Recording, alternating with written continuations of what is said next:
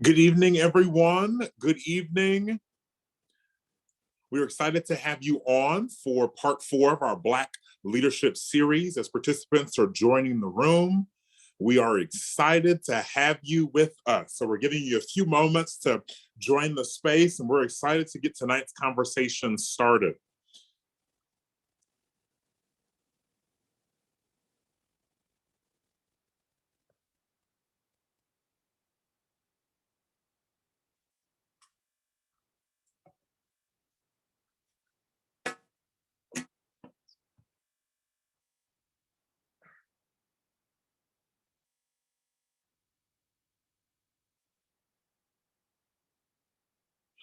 As folks are joining the room, we are excited to have you again for our Black Leadership series. This is part 4 of our Black Leadership series. So if you've been following along with us, we've been able to identify some leaders across the University of South Carolina campus that make an impact, that really impact Black alumni and allow you the space to connect with those individuals and share your feedback and understand the impact that you can continue to have even as an alum of the University of South Carolina. It is my honor to welcome our distinguished guest this evening, Mr. Michael Wade.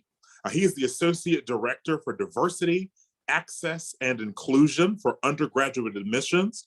And so I'm going to let Mr. Wade introduce himself and tell us a little bit about himself personally and what he does at the University of South Carolina.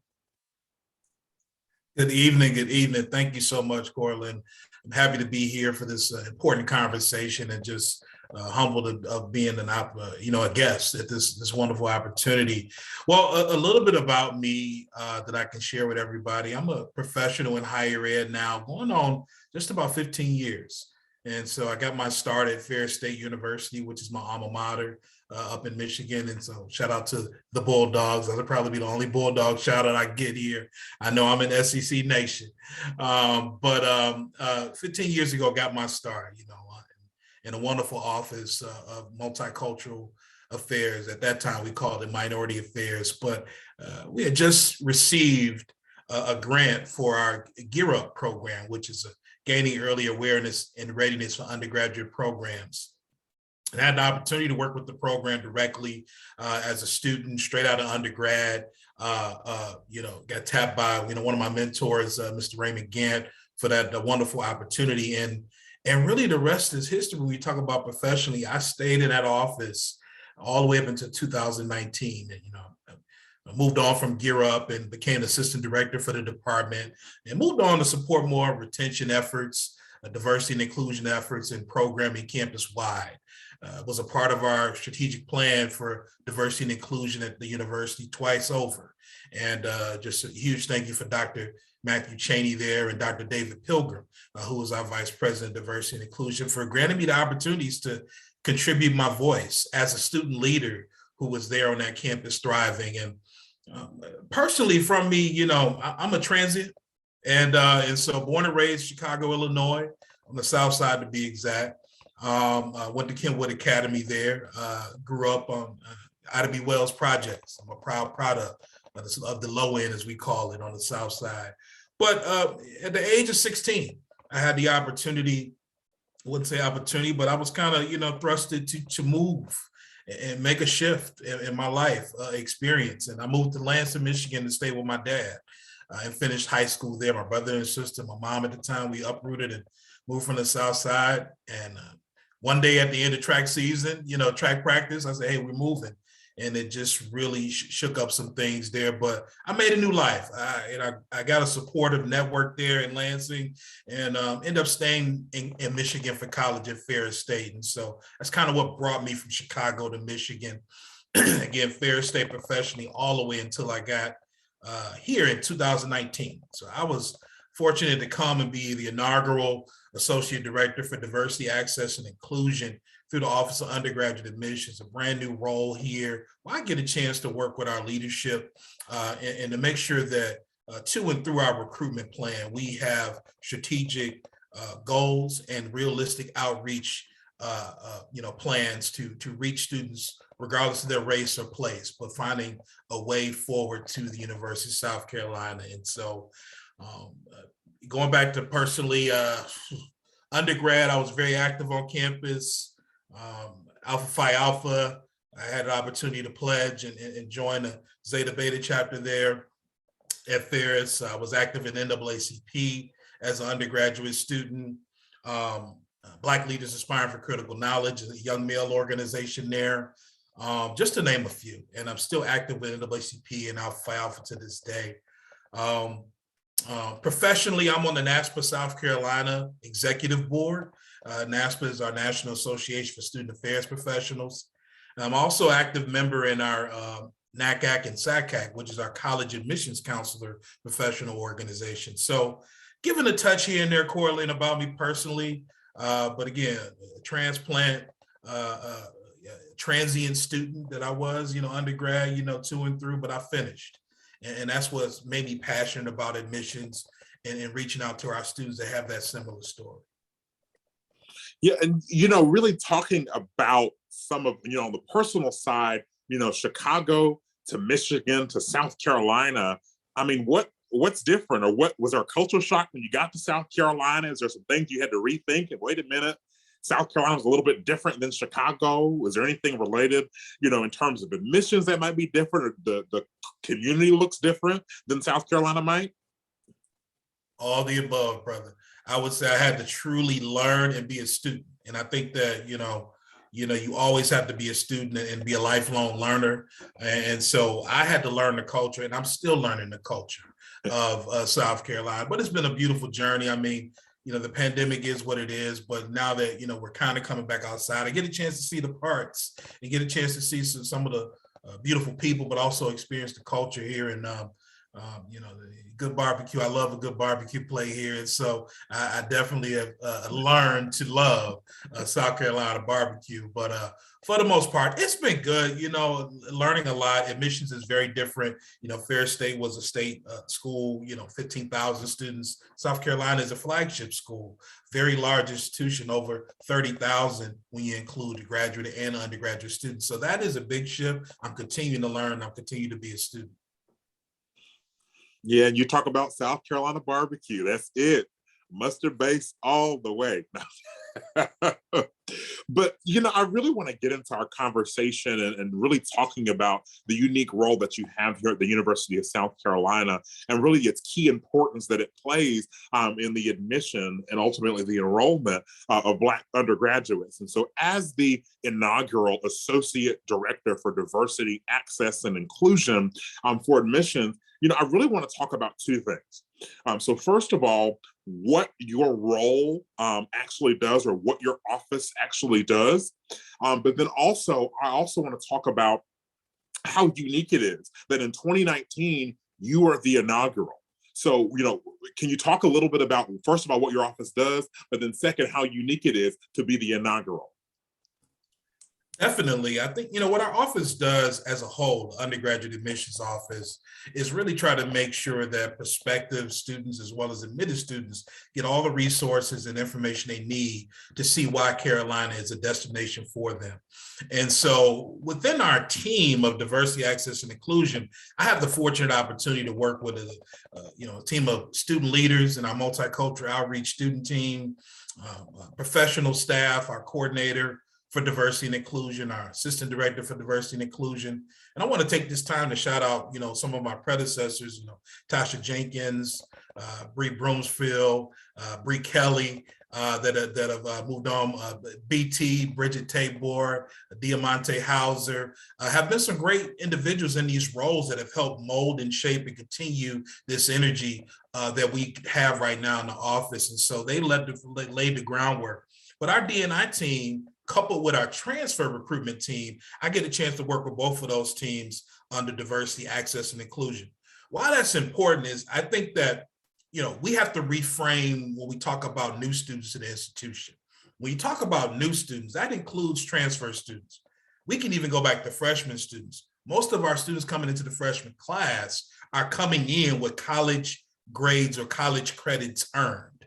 And so these are not, your traditional first time in any college student. They are going to Midlands Tech. They are taking advantage of early college programs in high school, and they're coming to us with, almost for many associate's degree level work.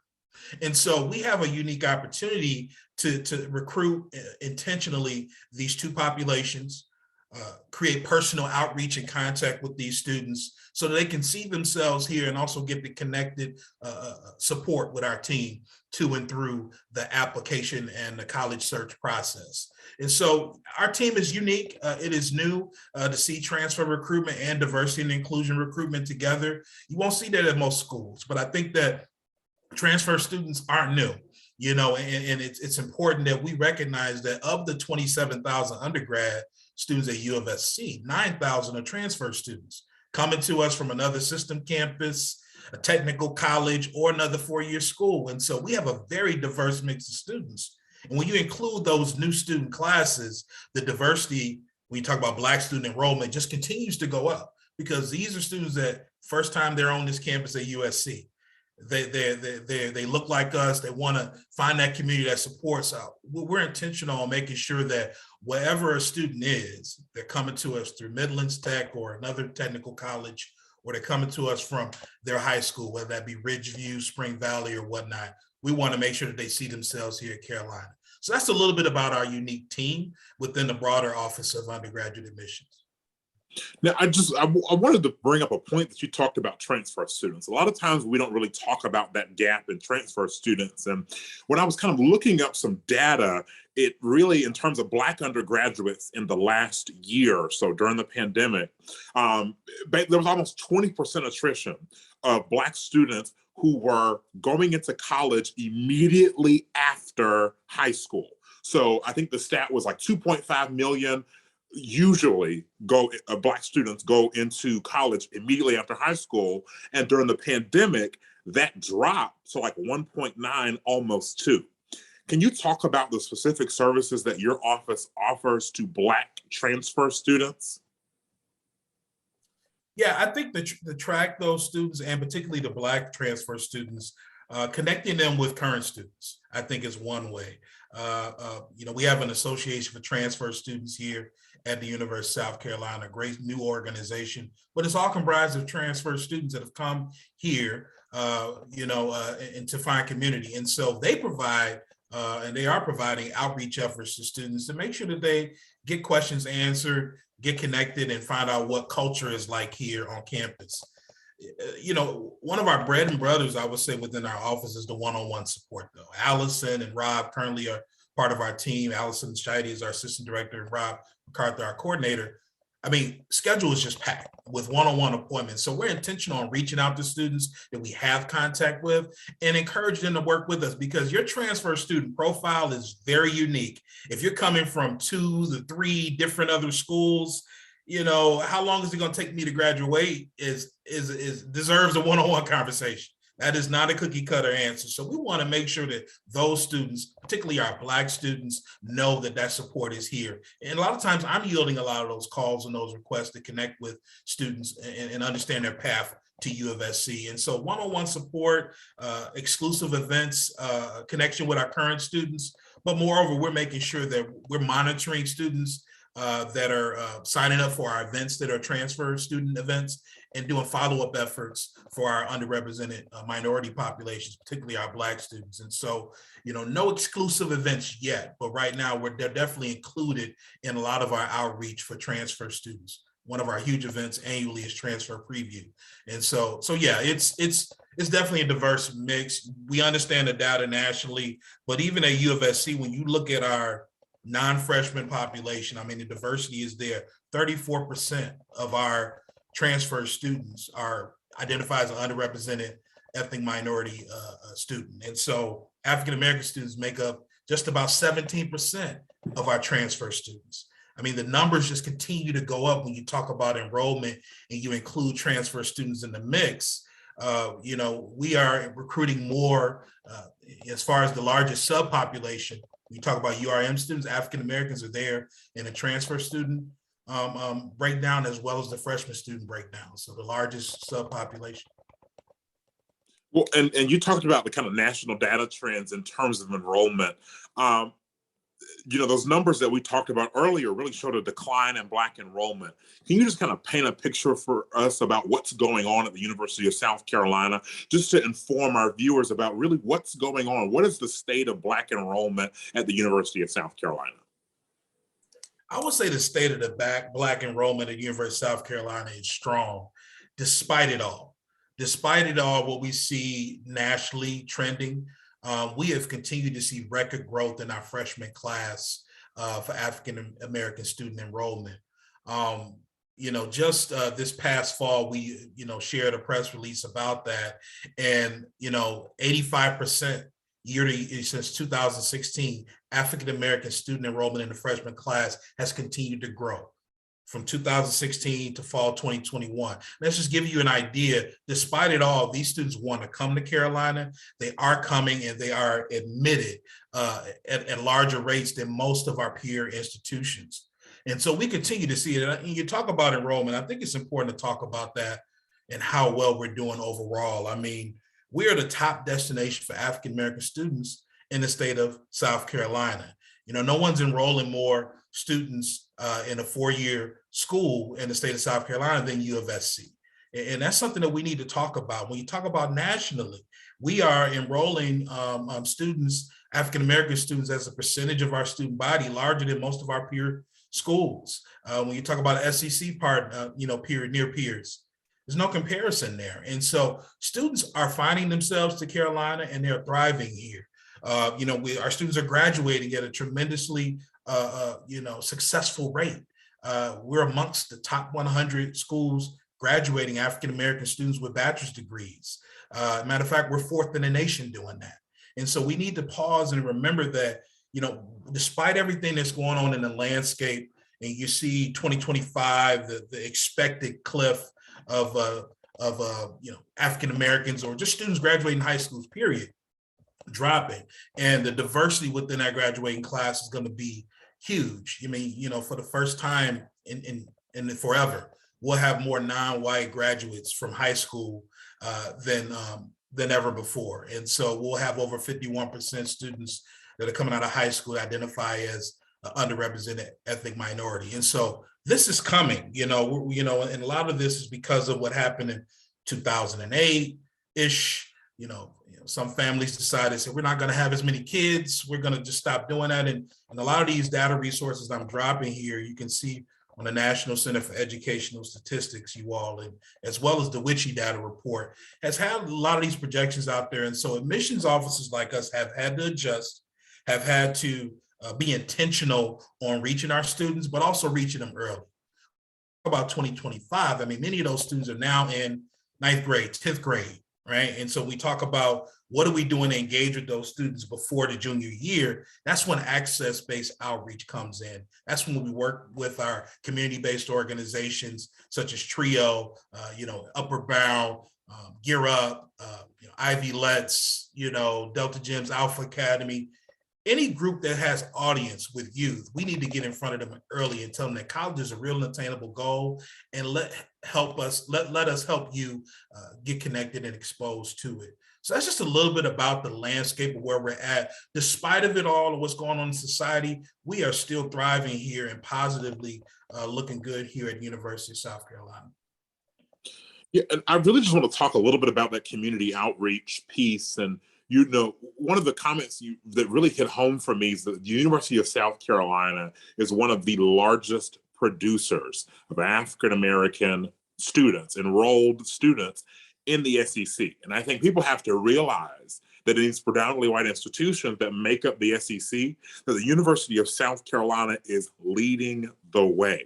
And so we certainly appreciate the work that your office is doing and continuing to do. We'll talk a little bit later about how those on the call can be engaged and be more involved and support your office.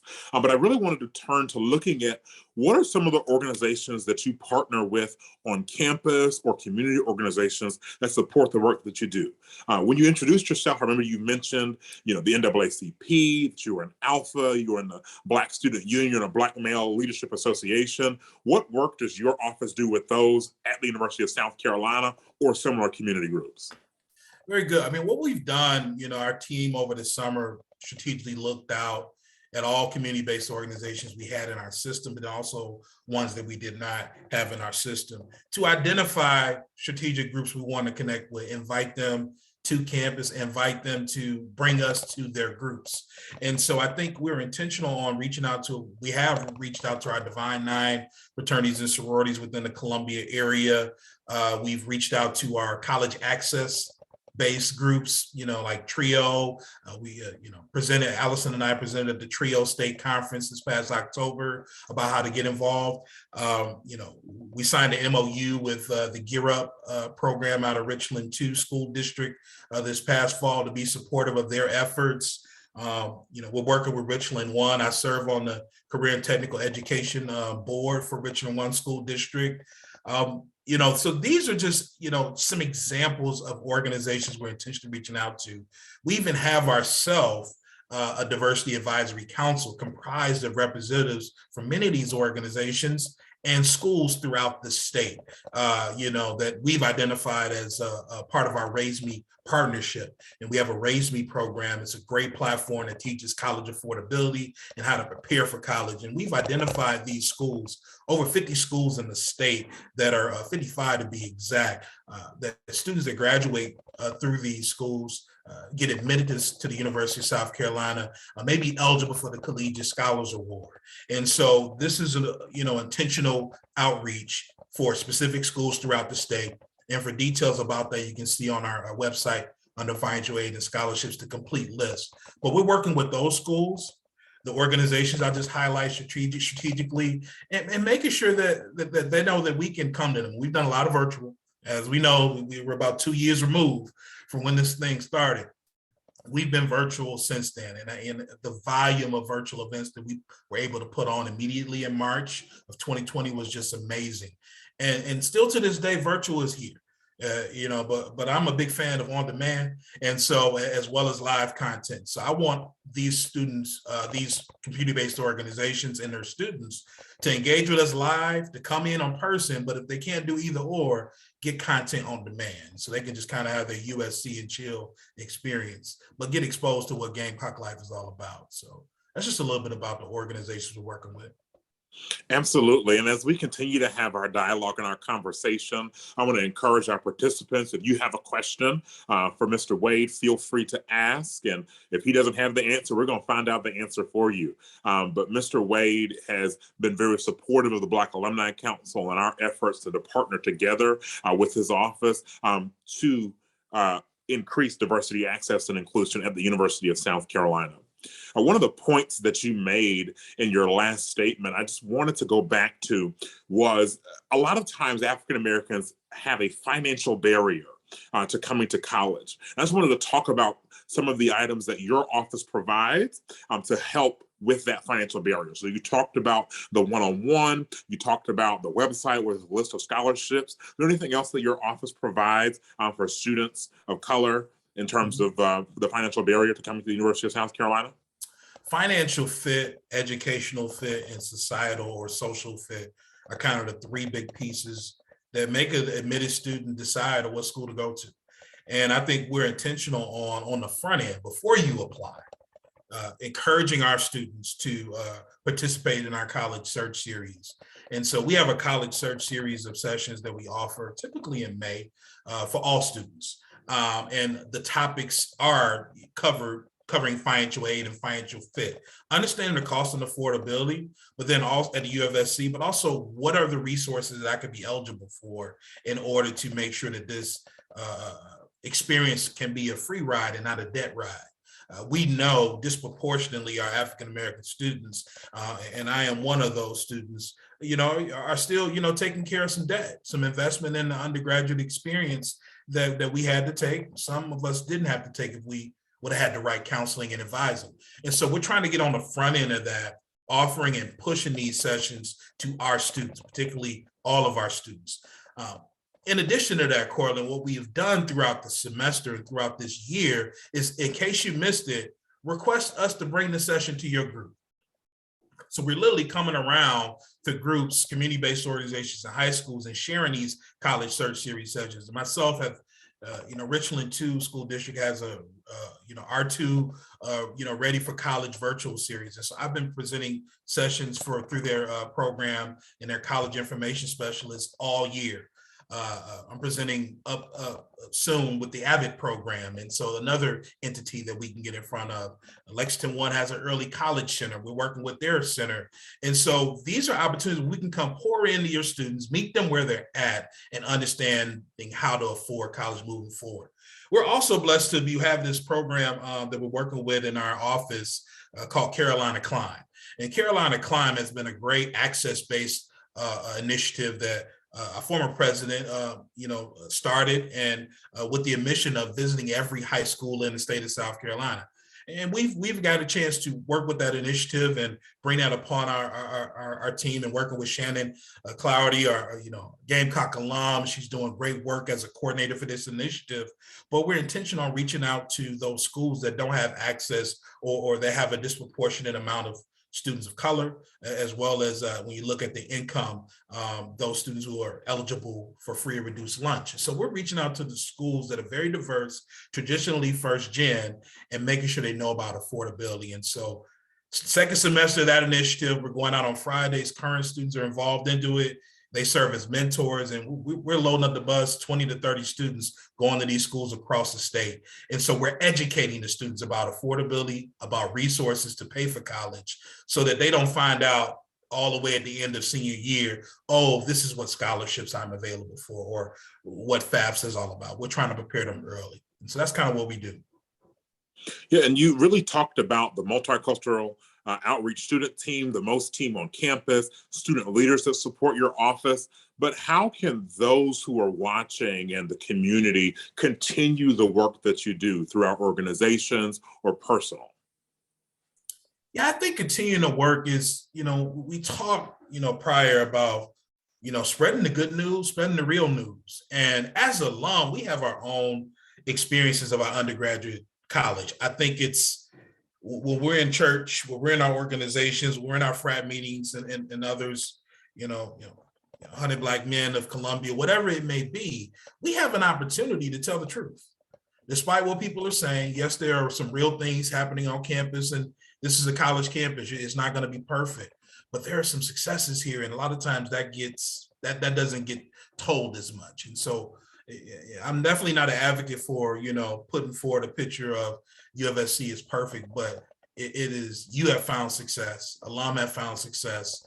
Talking about how you found that success, how you found that support, I think is the one thing we can get out in front of first. Number two is sending students to us, sending students to the Office of Undergraduate Admissions, where we can get connected with them and help them where they're at, navigating this college search and this college application process, because it can be very confusing.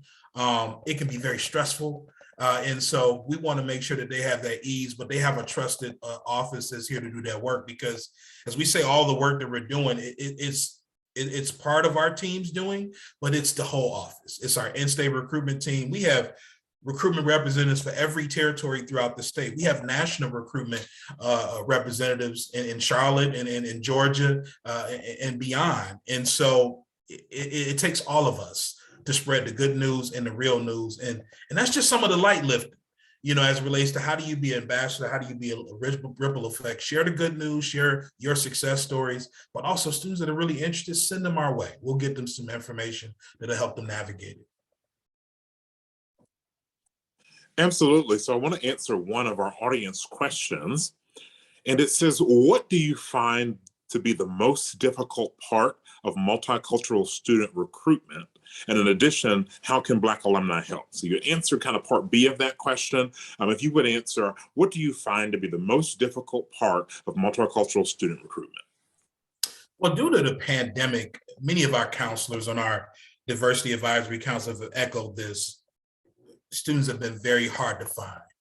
And what I mean by that is, on Zoom or on the web presence meetings and classroom and all that, but camera off, just not engaging, not coming into the office as much. And so that's been a very challenging piece, because we've seen some narratives of some top students, some scholars in some of our best high schools, not even applying to college. within the time frame that they're supposed to apply. And so that has been challenging is finding the students.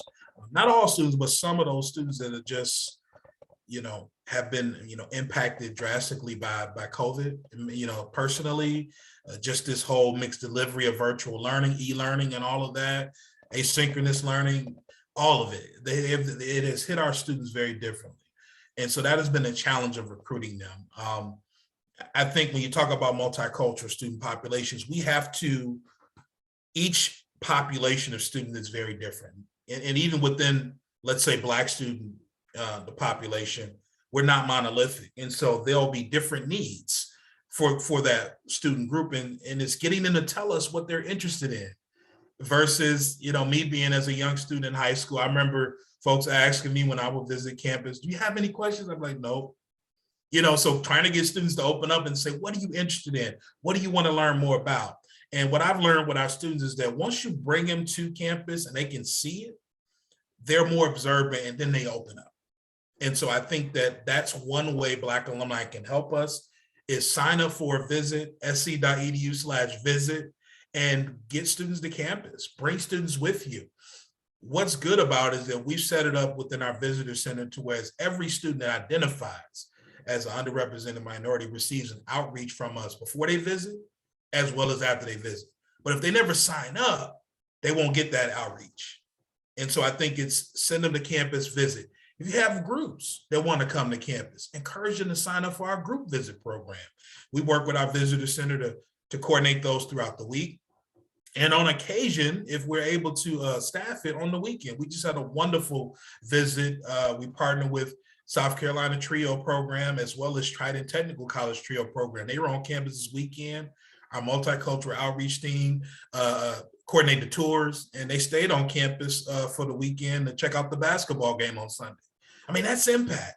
We have athletic programs to create more of those dynamic engagement opportunities so that students can see what Carolina is all about. So that's just a little bit about, the challenges, but then also what alumni can do to help us get connected with those students.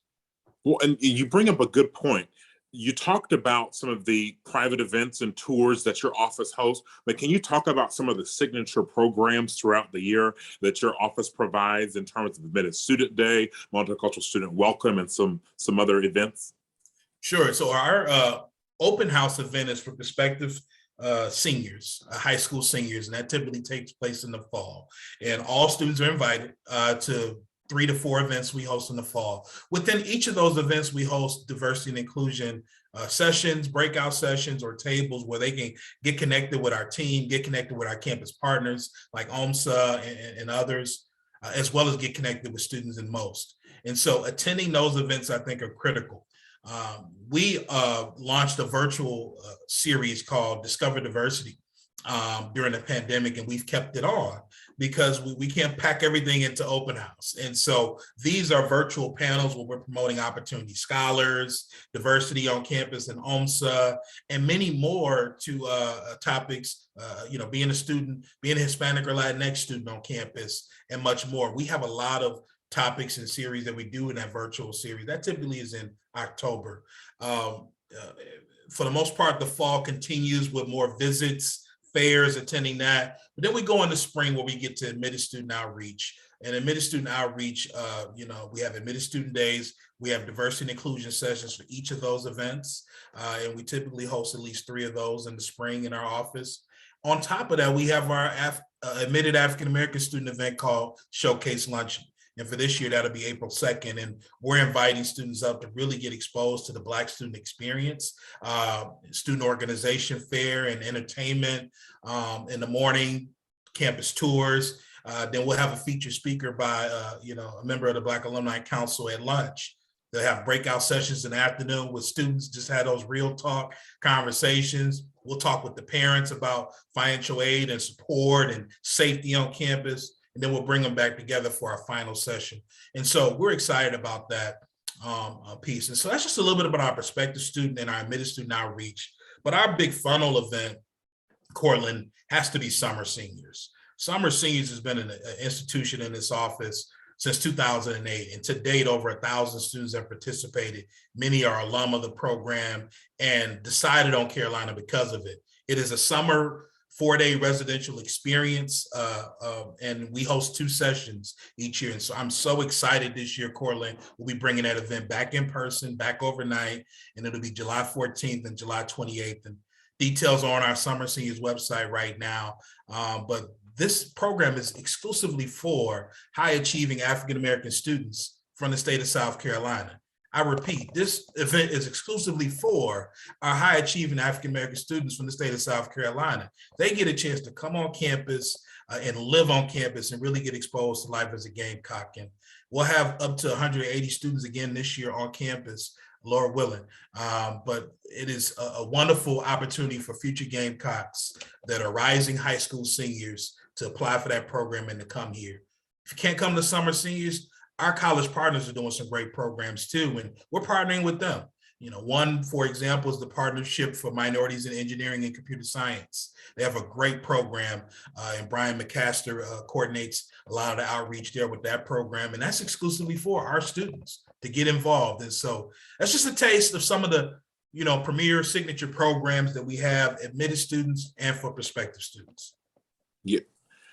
And I can certainly speak to the success of Summer Seniors in the greatest fraternity in the world, Phi Beta Sigma Fraternity Incorporated. There are 6 of us, but 3 attended Summer Seniors. And so they can certainly attribute the reason that they came to the University of South Carolina was because of the Summer Seniors program. And so I graduated in 2015, started in 2011. And so thinking about them, they went to Summer Seniors in 2011, 2012. And so understanding the longevity of this program and the impact it has, it's exciting to see your office continue that kind of personalized outreach and impactful campus visits in terms of enrolling our Black students. So I would like to turn to a question from the audience. It says, how does Carolina differ from First Gen? Is it the same program that encourages First Gen students to seek higher education with scholarships, or is there a different program? That's a great question. I think when you look at First Gen, within our freshman class, I know specifically, close to 20% of our admitted freshman students identify as the first from their family. I like to say they will earn a 4-year degree. I was a first gen student myself, and I said I will be the first, but I will not be the last. Amen. And so it is one of those things that I'm very passionate about, making sure that our students who identify as first gen, a very diverse population, understanding, life on campus, support, and affordability. The Opportunity Scholars Program exclusively for South Carolinians is a great support for first generation college students. We also have the Gamecock Guarantee program, which is a financial award for first generation students that are eligible. And that award starts at $4,500 a year and annually gets renewed. You can also, if you're a STEM major, potentially receive an enhancement on that scholarship award. And so you have that financial affordability piece addressed. On top of that, that award can be stacked with any other merit scholarships that you're eligible for. And so what I try to say when students, families asking me, what type of minority scholarships do you have? And I said, well, you know what? Our minority students are getting our scholarships. And it's not a minority specific scholarship, but they are receiving our merit-based scholarships. They're receiving their state lottery scholarships like Life and Palmetto Scholars. We have many students that are here in the class that are receiving those awards. And through these awards, they are coming to Carolina and it's affordable. Over a third of our admitted students last year received a merit scholarship offered from the Office of Admissions. So that stacked with other scholarship awards, going back to the first gen question, Gamecock Guarantee, you have that wraparound support in the Opportunity Scholars Program. They have classes, living and learning communities, programming. I was just on a panel with Dr. Julian Capel about being a Black male at PWI, and we were speaking exclusively to this program. And so they're doing beyond the classroom engagement that's helping students see themselves, get support, but also helping them to and through their undergraduate studies. And so that's just a little bit about first gen life at the university. There is scholarship money available through that Gamecock Guarantee Award, but we have many first-year students that are receiving our merit scholarships and our other departmental scholarships as well.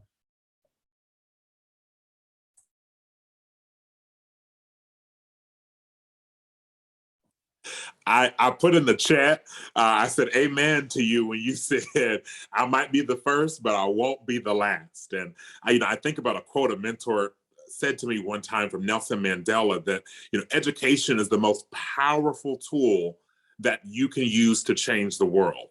And so I really think about that when you say, hey, I might be the first gen. We are cultivating lifelong learners at the University of South Carolina, and more specifically, lifelong Black learners, students of color at the University of South Carolina.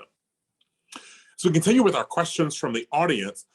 The question is, what are the minimum requirements for admission to the University of South Carolina? That's an excellent question. Yeah, I'll go with the transfer student population first. Transfer students can have as minimum as a 2.25, as upwards as a 3.25 to get into the University of South Carolina. A transfer application is live right now. So I want to encourage any student that's out there at a technical college or a four-year school is considering coming back home to definitely put their name in the hat and apply for admission there.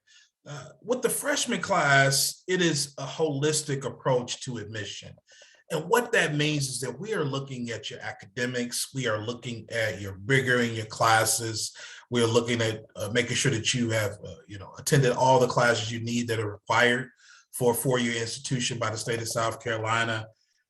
Your essays, your involvement, we're looking for leaders, we're looking for all of that. And so, through our holistic review, we are evaluating those items to make a decision for admission. I mean, when you look at, last year alone, we had over 40,000 students apply for admission to the University of South Carolina. Of those students, 11,000 of those students were from the state of South Carolina.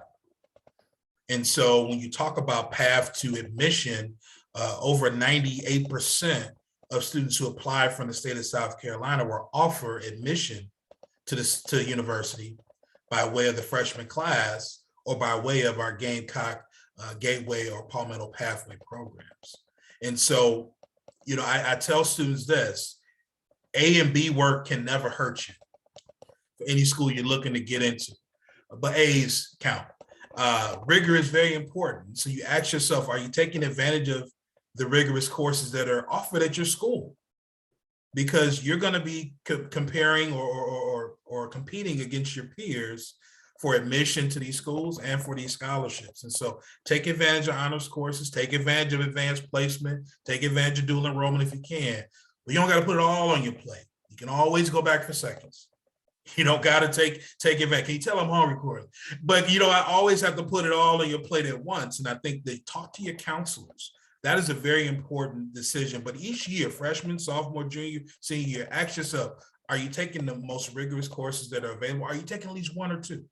That's going to help put you in position to be college ready. And top schools like U of SC are going to be recruiting you. They're going to be offering you some of the best scholarships and admissions. And so I know that's a longer answer, but the short piece is that it's holistic. We look at all of those academic indicators, academic factors, things you're doing in the classroom and outside of it, your essay, to evaluate if you're admissible to the university. So slightly different, but most flagship schools are like that. And in U of SC, that's kind of how we evaluate. So what that really means is apply, apply, apply. And apply early. I think that's the key. Typically our application goes live in August and it's due by December 1st. And so for your priority evaluation and admissions, we have an early answer period of October 15th. So to my juniors out there right now, you should be really thinking about this because, hey, you want to get that summer in order. Don't just don't turn up all summer. Let's have a good time, but let's pause. Let's get our application essays and packets together, and let's knock that out in August. Absolutely. Sometimes students look at college as unattainable, but your office directly provides resources, one-on-one counseling, events, waivers, scholarship opportunities, and provides literally as the funnel to students of color coming to the University of South Carolina. So we as Black alumni, we have to continue to support your office. But that's what I want to talk about. What are some specific things that Black alumni can do to engage our students? I know you mentioned before, you said you can do some calls, you can write postcards. Tell us a little bit about how we can specifically engage to recruit minority students. Most definitely. I think that personal touch just matters a long way. A few years ago, my former assistant director, BT, coordinated a great initiative called Why is Carolina Home with the Black Alumni Council, where alumni were part of our video series to talk about why they chose the university. I mean, that was just a very important piece because we know representation matters, right? And so to be able to see alum on that video from the 80s, from the 90s, from the 2000s and beyond was important. It was an important outreach effort, and we're going to look to bring that back again this fall. We did it as a part of homecoming. And so, participate in the opportunities that are available. I think we can coordinate several ways for alum to do that outreach. Again, calling, congratulating students for being admitted, sending them a congrats note card in the mail. We can coordinate with alum for that outreach, but we had events that are in your backyard and you have availability. We'd love to see you there. And I think that what we're trying to do is streamline that to make it easy for alum to sign up and truly to come and help us, talk about that. Because you all have that narrative that is, I call it cultural capital. No one can talk about Carolina, better than an alumni or a current student. Because, you all have been there, have unique experiences, and you can share it. The other unique niche of providing outreach is working with your college. What you'll see from the College of Business through engineering and computer science, there are some efforts where you can work with that Cato officer, which is the Council of Academic Diversity officers, to see, hey, how can I support it? We have admitted students right now that love to hear from you. And so you just think about that, like, what can I do to reach back to my college and say, hey, you got some new business students? Do that. And we talk about jobs matter. And being able to talk about what you do professionally in that outreach is going to help inspire them and say, okay, wow, I can go to business, I can do this, or I can go in hospitality and I can do that. And so that's just, that personal touch just goes a long way authentically. And I'll be honest with you, I don't see, other schools doing that type of work other than, USC. We're a step above with that type of outreach. And so those are some particular things. Come to some of our featured events. Showcase Luncheon, we're going to have some space there, but then also Summer Seniors. We want to make sure our Black Alumni Council that are in town in Columbia, those members are invited to come engage with those future Gamecocks and let them know what it's really like. And so those are just a few. Okay, and is there any need in terms of the office that your work does for financial support? If folks say, hey, I don't have time to engage, I just want to donate, I want to give, I don't have time to write a letter or come to events? Not for our office, Courtland, but I would say support the Richard T. Greener Scholarship. I would say support the entities that are already in existence. We have those admitted students and they're looking for, extra scholarship, not even extra scholarship, but some of our students are just $100 or a couple of thousands of dollars away from making a decision on what school they want to go to. And so your contribution matters. We have our one day for giving, support, the BAC in these efforts because they help continuing and newly accepted students to find their way here and afford their way here. And so we know it all adds up, but programming wise, we're fortunate to be great and supported, to do this work. And I'm just excited about, what's to come under the new presidential leadership this summer. And I'm so excited that you mentioned the Richard T. Greener Scholarship because you knew where I was going. I am so excited about the Black Alumni Council's efforts to give to our students and enroll Black students. So you can visit uofscalumni.org for information on how to give. But the Richard T. Greener Scholarship has been going since 1983. And it is awarded to a first-year student and incoming freshman based on their community service, their leadership ability, and really, at the end of the day, financial need. So you do have to have a 3.0 for the Richard T. Greener Scholarship, but the students submit an essay and an application. But at the end of the day, the application is open. The deadline is April 1st, 2022. So please share that. Again, visit ufscalumni.org/scholarships. And you can see all of the scholarships that are available, but specifically the Richard T. Greener Scholarship. We do events as the Black Alumni Council. We have a breakfast and several other items, several other events going on, but our key philanthropy, our key give back to the university is the Richard T. Greener Scholarship. So again, I encourage you to give, ufscalumni.org/give to Greener. You'll see the link in the chat. And I encourage you to pledge your support to our Black, Indigenous, and persons of color coming to the University of South Carolina. So, we've touched on a variety of topics today about the support that your office gives to scholarships, to first gen, to the minimum requirements for admission. But I really want to turn to really what it means to be an African-American leader on campus. What does that mean to you just to be a Black male that is kind of driving the ship on Black enrollment at the University of South Carolina? Just what does the gravity of that mean to you? Even, we kind of talked about being the inaugural leader in this role. What does that mean to you as a Black male? Wow. I mean, it tapped into my just overall why, if I go back to my strengths assessment, one of those pieces that stand out all the time is, significance. Like what I want to be able to make an impact. And I think that because someone made an impact for me, it's not about me, but it's about what someone did for me. And I want to be able to be a part of that process organically. It's one of those things we know nationally we're underrepresented in most predominantly white spaces.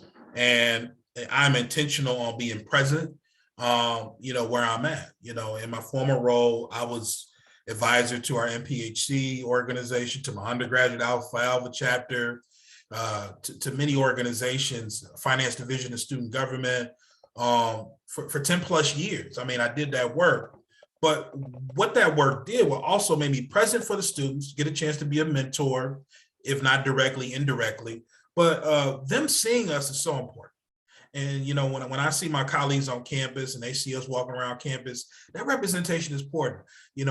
One of the biggest charges of my role and the biggest, layer I would say is most impactful is the work outside the office. You got to get outside the cubicle in the office and can get connected with students. And so whether it be a Hip Hop Wednesday event or a student organization, the Homecoming Step Show, for example, was off the chain this year, but it's one of those things. You got to be present. You got to be visible. It means a lot to me, but I think it means more to the students.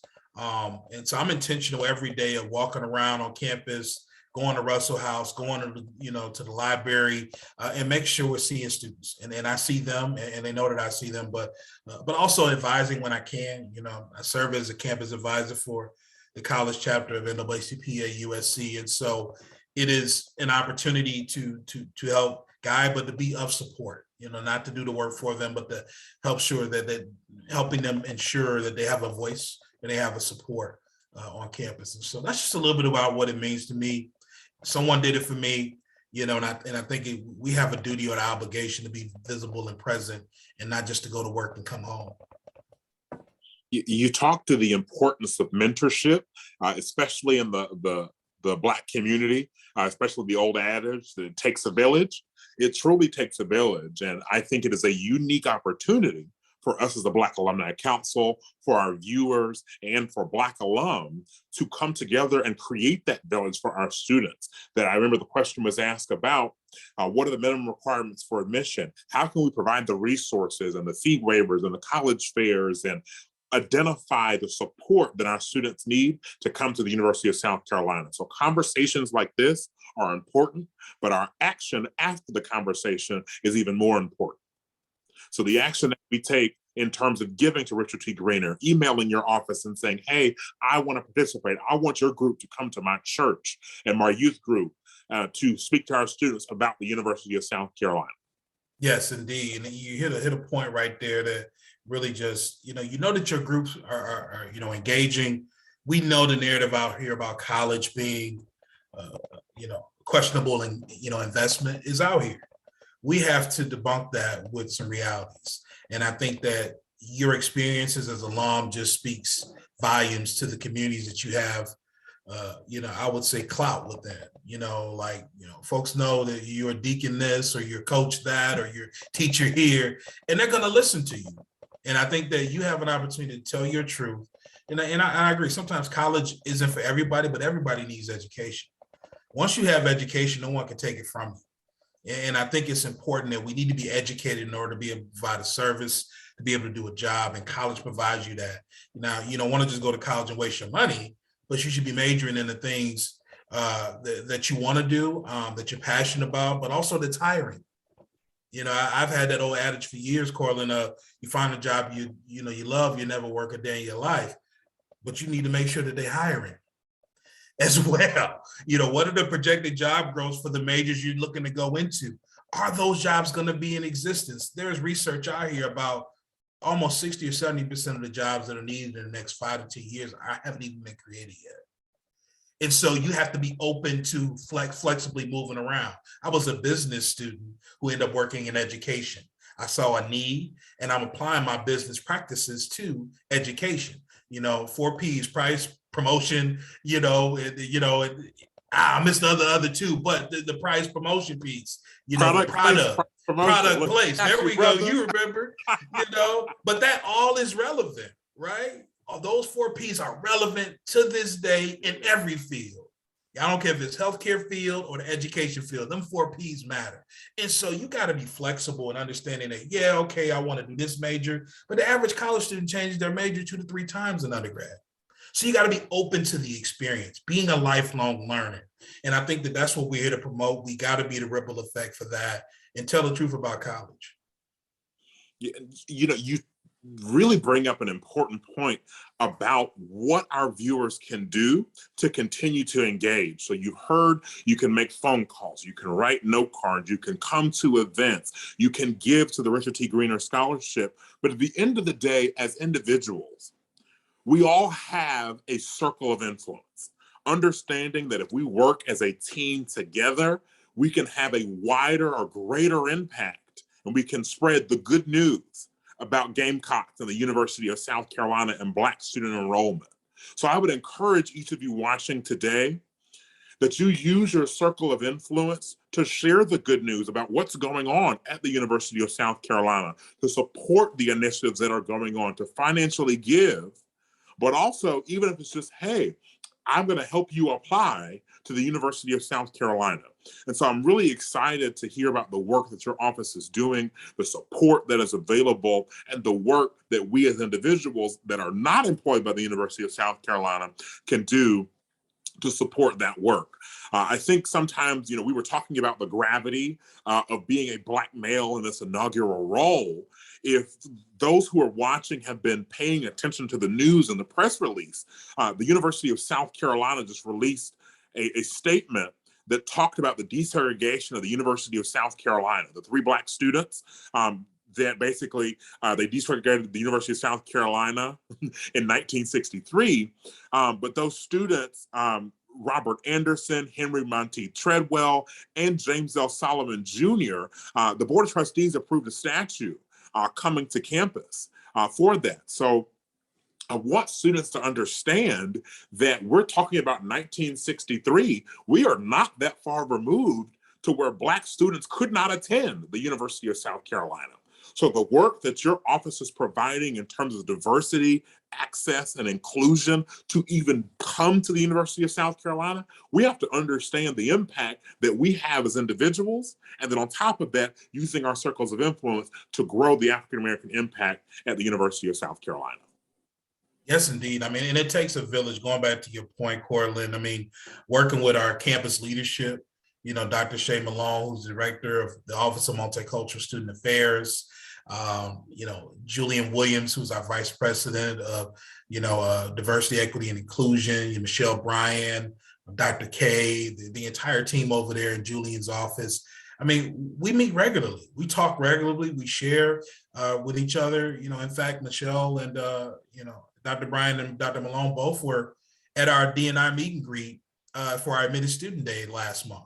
I mean, those are intentional efforts. We're not just talking this. We want to make sure that your parents and your students of all backgrounds can get a chance to engage with our campus leaders and learn about what are we doing to promote diversity and inclusion on the entire campus, because regardless of role, everybody's recruiting.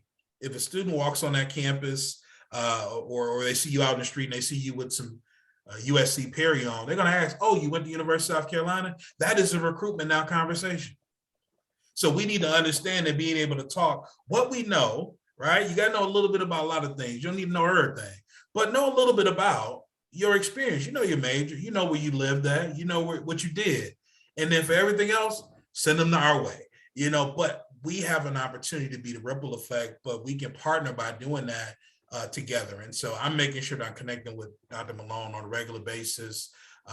Carl Wells, more indirectly with Carl, definitely connected, through his work for training and development he's done for the institution. We've met virtually a few times, but I'm looking for the in-person exchange. So I know that he has a lot of history with U of SC that he can share, but Julian, it's been a connection ever since. I mean, he's from Michigan as well, so we share that common interest, and so of my second home in Michigan. So yeah, it is important that the village collaborates, connects, and as Black leaders on campus, we're focused on one thing, which is increasing our students' enrollment here, making sure their experience is welcoming, but make sure they're graduating with the tangibles they need for their career.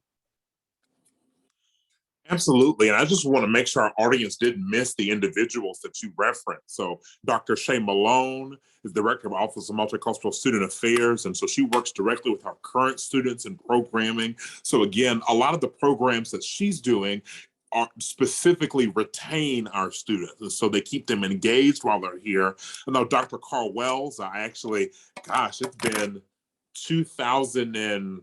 10 years ago. So he's director of the University of South Carolina Gospel Choir. And so, and a pastor as well. But at that time, he was director of Title IX, but I know now he's in the Office of Equal Opportunity Programs and doing some civil rights and activism work.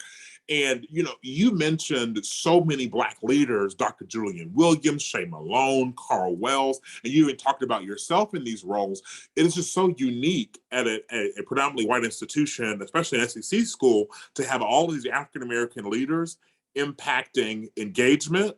And so one of the things I really want our audience to understand is that the University of South Carolina is committed to this work.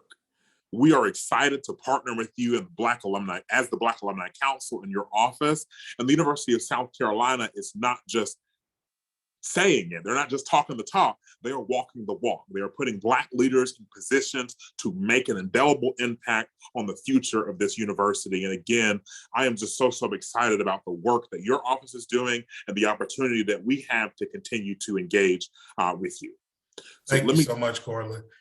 Absolutely. I want to check and see if there are any additional questions from the audience this evening. I know we've gone over a lot, given so much information.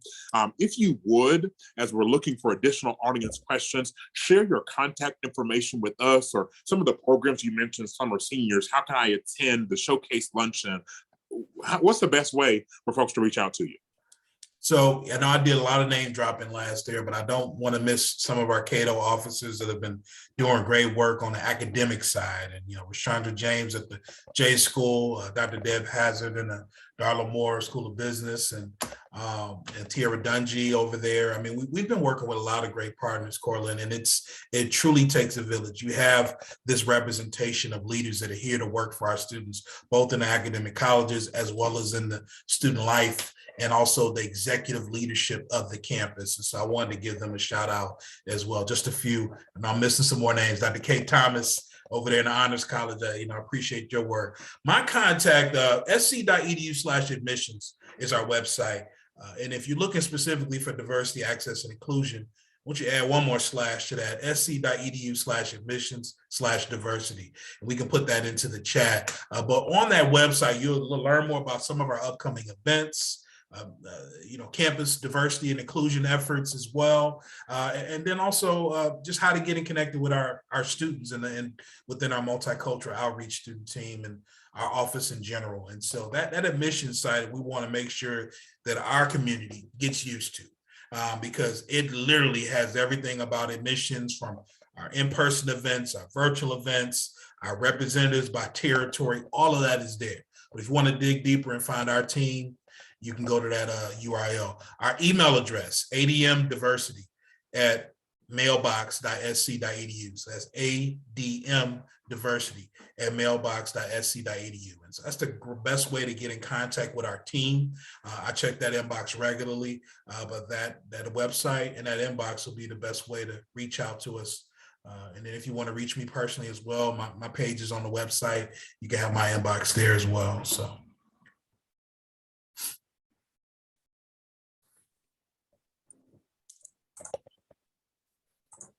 Awesome. Okay, I see we posted the link in the chat, sc.edu/admissions/diversity. I encourage you to get engaged, get involved, talk, learn, and share about the programs that the University of South Carolina has to offer, and really share the good news. The Black Alumni Council is proud to be a partner of your office. We want to continue to have conversations like this, but we want to continue to have organized action behind this. So we stand behind you 100%. We are looking forward to our Black Alumni Weekend and some targeted opportunities where Black alumni can come and give back. Yes, we come and we have parties and we have socials and we come back for homecoming, but we have a unique opportunity, especially as we turn the corner in this pandemic, to encourage students to enroll in college, but our Black students to enroll at the University of South Carolina. So as we wrap up this evening, is there any information, Mr. Wade, that you want to share with us that we have not touched on tonight? Any additional information about your office or upcoming events or programs, anything that I might have missed tonight? Summer Seniors 2022 will go live. Application will go live March 1st, and that closes May 10th. And so if you're in South Carolina, you got cousins or family in South Carolina, rising high school seniors, encourage them to apply for this dynamic program. We're going to be doing personal outreach to students that we have contact for, as well as counselors, but I want to make sure that you all know that that's available. That will be available in March, our Summer Seniors application. Outside of that, Courtland, I think it's just get used to us, whether it be me or our staff that are, for D&I recruitment or transfer recruitment, know that, our office is committed to this work. Our university has made, African-American student enrollment a priority. And, part of that, I was pleased to see that when I first started here. I didn't have to come to the table and ask. And so that says something about your university. That says something about your alma mater, that we're not just talking the talk, but we're putting resources behind it, because I always say commitment without currency is counterfeit. And I think that we need to have not only the financial, but we need to have the human, resources in place to do this work.